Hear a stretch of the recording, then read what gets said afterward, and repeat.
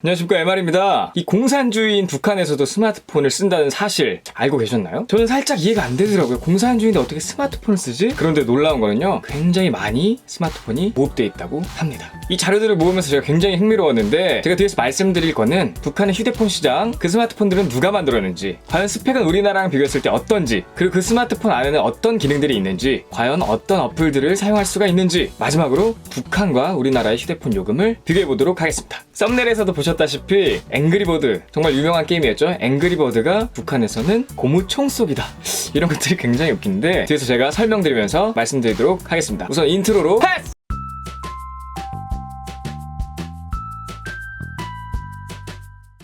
자, 과연 북한의 휴대폰 시장 어떻게 형성되어 있고 스마트폰은 언제부터 사용되어졌는지 간단히 말씀드리겠습니다.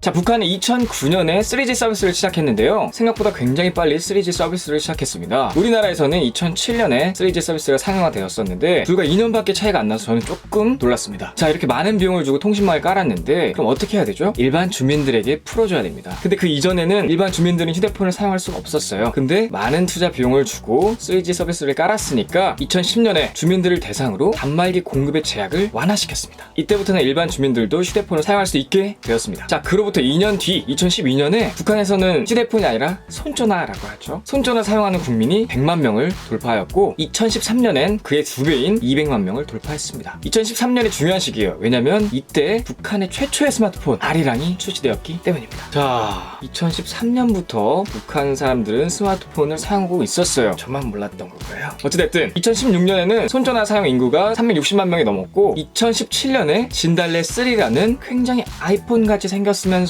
갤럭시같이 생긴 이런 스마트폰이 출시되었습니다. 자, 분명히 전체적인 모양은 아이폰과 흡사한데 하단 버튼을 보면 갤럭시와 흡사하죠. 짬뽕된 그런 폰인 것 같아요.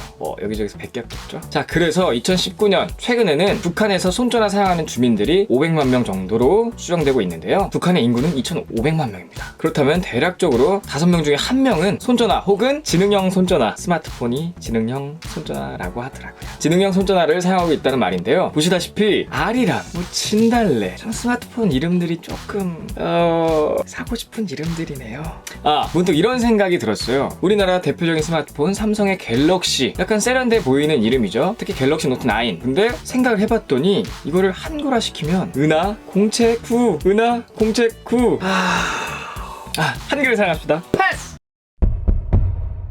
자, 그렇다면 이 스마트폰들 과연 누가 만들었을까요? 갑자기 하늘에서 뚝 떨어졌을 리는 없고, 그렇다고 북한에서 이 복잡한 스마트폰을 자체 생산했다라고 하기에는 뭔가 못 믿었고 궁금해서 한번 찾아왔어요. 과연 누가 만들었는지. 자, 우선 이 영상 한번 보시죠. 김정은이 북한 스마트폰 생산 공장에 방문해서 뭔가 지시를 하고 얘기를 나누는 것 같아요. 근데 대략적인 내용은 이런 부분은 조금 더 개선하고 좋은 스마트폰을 만들어줘서 고맙다, 앞으로도 잘해보자, 이런 내용인 것 같아요. 북한이 주장하기로는 북한 자체 에서 전부 다 만들었다고 해요. 근데 북한이 조금 이게 있는 것 같습니다.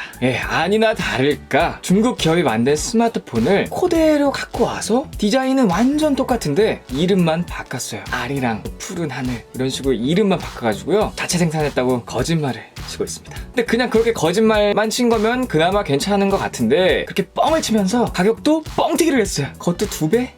3배 정도요. 와, 진짜 북한식 창조 경제가 따로 없네요. 갑자기 북한 가서 저도 사업을 하고 싶네요. 그냥 수입해 와서 이름만 지워가지고 바꿔 쓴 다음에 3배 뻥튀기! 이야, 이건 어쨌든 그렇습니다. 그래서 결국에는 중국 기업이 만든 스마트폰을 그대로 가져와서 이름만 바꿔가지고 2배에서 3배 정도 뻥튀기해서 팔고 있다라고 합니다. 자, 다음은 이 스마트폰들의 스펙이에요. 지금 대한민국에 사용하고 있는 이런 플래그십 스마트폰들과 비교했을 때 어떨까? 과연 어느 정도의 스펙이 되고 가격이 될까? 궁금하시잖아요. 자, 우선 북한에서 가장 많이 팔리는 아리랑과 평양 터치의 스펙을 보여드리겠습니다. 보시다시피 메모리면 메모리, 디스플레이면 디스플레이, 카메라, 배터리 다 따져봤을 때 굉장히 별로입니다. 현재 우리나라에 들어와 있는 보급형 휴대폰들보다 별로인 사양이에요. 간단히 말씀드리자면요, 이게 어느 정도의 사양이냐면 한 갤럭시 S2 혹은 조금 더 쳐준다면 갤럭시 S3 정도의 스펙과 비슷한 것 같아요. 지금으로부터 한 7년 전 그 정도의 스마트폰을 북한에서는 쓰고 있습니다. 이야, 이건 근데 굉장히 웃긴 게요, 이 가격이에요. 가격. 아리랑 같은 경우에는 얼마냐면요, 무려 $400입니다. $400면은 우리나라에서 꽤 되는 가격이잖아요. 한 45만원 정도 하는 가격이니까 북한 사람들이 45만원을 주고 스마트폰을 산다? 이거 살려면 몇 달은 굶으셔야겠어요. 평양 터치 같은 경우에는 한 200에서 $300 정도 한다고 하고요. 진달래 3 가장 최근에 나온 모델이죠. 진달래 3 대략 $700 이상으로 추정된다고 합니다. 굉장히 상류층만 구매할 수 있을 법한 가격이네요. 근데 웃긴 건 뭐냐? 얼마 안 되는 걸 갖고 와서 이름만 바꾸고 두세 배 뻥튀기해서 판다는 거죠. 도둑이야. 도둑 같아. 자, 그렇다면 스마트폰의 기능들은 뭐가 있는지 한번 알아보겠습니다. 어떤 기능들이 있냐면요. 당연히 전화가 되고요. 그 다음 통보문. 아이콘으로 봤을 때는 당연히 문자인데 통보문이다. 뭔가 거절을 못할 것 같아요. 야, 오늘 점심 같이 먹자 라고 문자가 오면 나 선약 있어서 안 돼 이렇게 거절할 수 있는데, 통보문에 야, 오늘 점심 같이 먹자 라고 통보문으로 오면 선약이 있어도 거절을 못할 것 같네요. 무섭습니다. 뭐 카메라 다 되고요. 어플도 있습니다. 우리나라처럼 앱스토어에서 다운받을 수 있는 건 아니에요. 어떻게 다운받냐면요, 오프라인 매장을 가서 돈을 주고 다운받아야 됩니다. 굉장히 특이하죠. 네, 그렇게 다운을 받아야 어플을 사용할 수가 있고, 그 다음 스마트폰에서 가장 중요한 기능이죠. 인터넷 삐 안 됩니다. 당연히 인터넷이 안 돼야겠죠. 공산주의니까요. 이 스마트폰으로는 인터넷이 안 되고 인트라넷이라는 게 돼요. 어떤 사내망 같은 거라고 생각하시면 돼요. 연결되어 있는 이 안에서만 쓸 수 있는데, 예를 들면 군대 조직 내에서만 쓸 수 있는 게 인트라넷, 회사 내에서만 쓸 수 있는 게 인트라넷. 우리나라에서는 한정적인 공간에서만 사용하는데 북한에서는 이 스마트폰으로 인트라넷만 이용 가능하다. 광명이란 이런 북한의 인트라넷 서비스를 이용할 수 있다네요. 한마디로 붕어 없는 붕어빵이네요. 뭔 소리야? 팥없는 찐빵이네요. 자, 이렇게 되면 스마트폰이라고 불리기엔 조금 아쉽네요. 그러면은 북한에서 어떤 어플들이 핫한지 뒤에서 말씀드리겠습니다.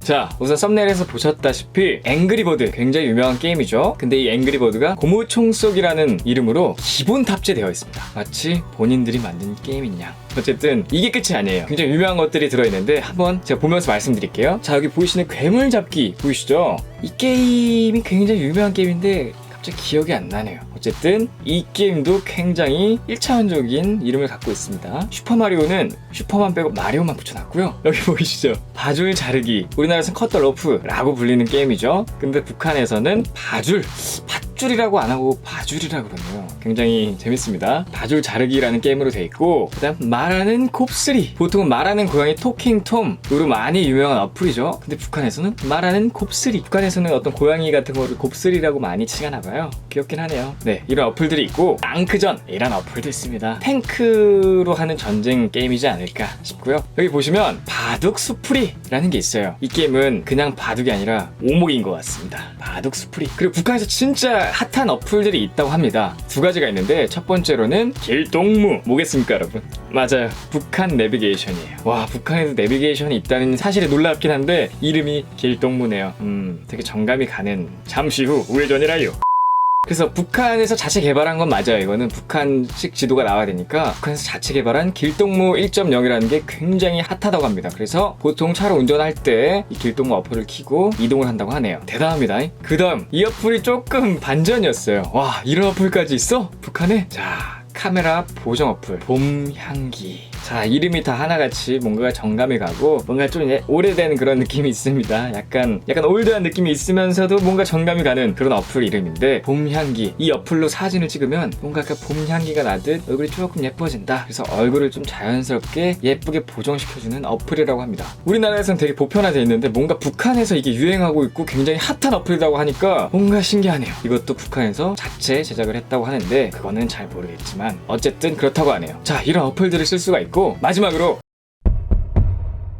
휴대폰 요금이에요. 북한은 과연 휴대폰 요금이 얼마일까요? 또 기본료는 얼마일까요? 기본료가요 12달러? 아닙니다. 12센트예요. 12센트. 한국 돈으로 135원. 한 달에 135원만 내면 문자 200건에 통화 200분이 공짜입니다. 자, 이게 가능한 이유는 공산주의 국가라서 그런 겁니다.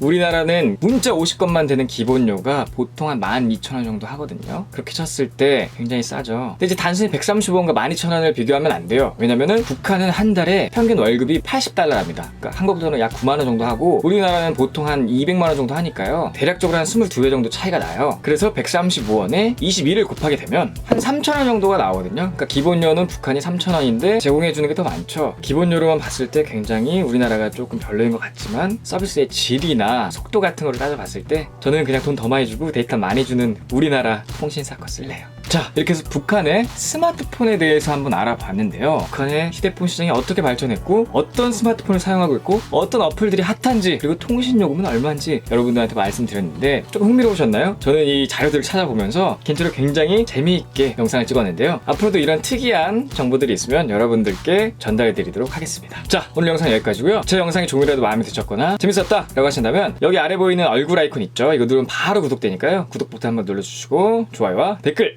알림 설정까지 부탁드리겠습니다. 꼭이요. 지금까지 IT 크리에이터 MR였습니다. 감사합니다.